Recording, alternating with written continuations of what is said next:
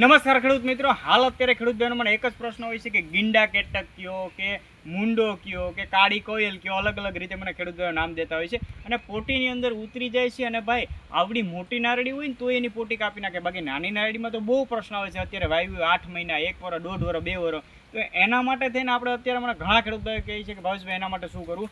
તો એના માટે છે ને 2-3 ઉપાય છે. એક તો છે ને અત્યારે આ ડોલ છે કે જો ગીંડા કેટક માટે કે મુંડા માટે આપણે ડોલ મૂકે છે, એની અંદર લિક્વિડ આવે છે અને એની અંદર અહીંયાથી પડી જતા હોય છે, માથે ઢાંકણું હોય છે અને અંદર અહીંયા ભેગા થતા હોય છે. પણ આનાથી નુકસાન શું છે અને ફાયદા શું છે કે ભાઈ આનાથી એની આઈપે નીકળીને અંદર પડી જાય, પણ આના એક નુકસાન પણ એ છે કે આજુબાજુના બીજા મુંડા હશે ને એ પણ આની અંદર ભેગા થઈ જાય છે. કેમ કે આની સ્મેલ જ એવી હોય છે કે એને દૂરથી ખેંચીને આવે. આપણે નથી કહેતા કે ભાઈ કંકોત્રી લખશું તો આવશે તો ખરી ને, એની જેમ છે આપણે આ કંકોત્રી લખીએ તો આવે તો ખરી.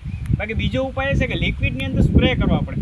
લિક્વિડની અંદર સ્પ્રે કરશો તો એની અંદર જે હશે મરી જાય. પણ સ્પ્રે કરવા માટે મોટી નારળી હોય તો આપણે નુકસાન થશે ને કે ભાઈ આવડી મોટી બધી નારળીઓ છે તો એમાં આપણે સ્પ્રે કેવી રીતના કરી શકશું. હા, નાની નારળી હોય તો એની અંદર વચ્ચે સ્પ્રે કરશું તો એની રીતે નારળીમાંથી નીકળી જવાનું છે.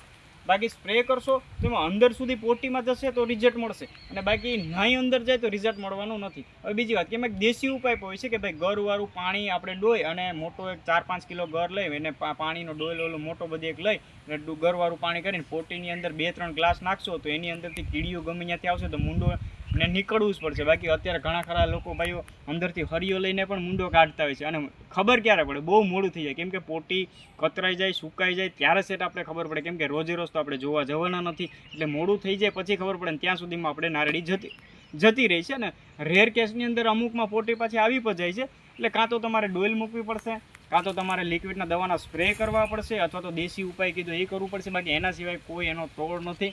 બાકી જો એ મુંડા અને અત્યારે હાલમાં તો બહુ ઉપદ્રવ છે ને એક જ પ્રશ્ન ભાવેશભાઈ એનાથી અમે થાકી ગયા છે એનું શું કરવું. તો હજી કુદરતી આપત છે એના સોલ્યુશન 2-3 છે, પણ જે આવી જાય ને મોડું થાય ને કાં રેર કેસમાં નારળી ક્યારેક આવે પોટી, ક્યારેક નહીં આવે.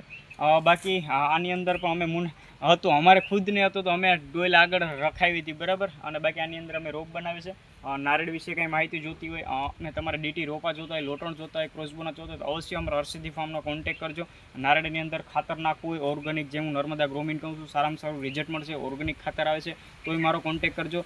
પેજમાં નવા હોય તો પ્લીઝ ફોલો કરી લેજો, જેથી આવી તમને નવી જાણકારી અવશ્ય મળશે. બાકી તમારો કોઈ પ્રશ્ન હોય તો મને કમેન્ટ પર કરી શકો. બાકી મારો નંબર છે 96 240 46 711. જય જવાન ને જય કિસાન.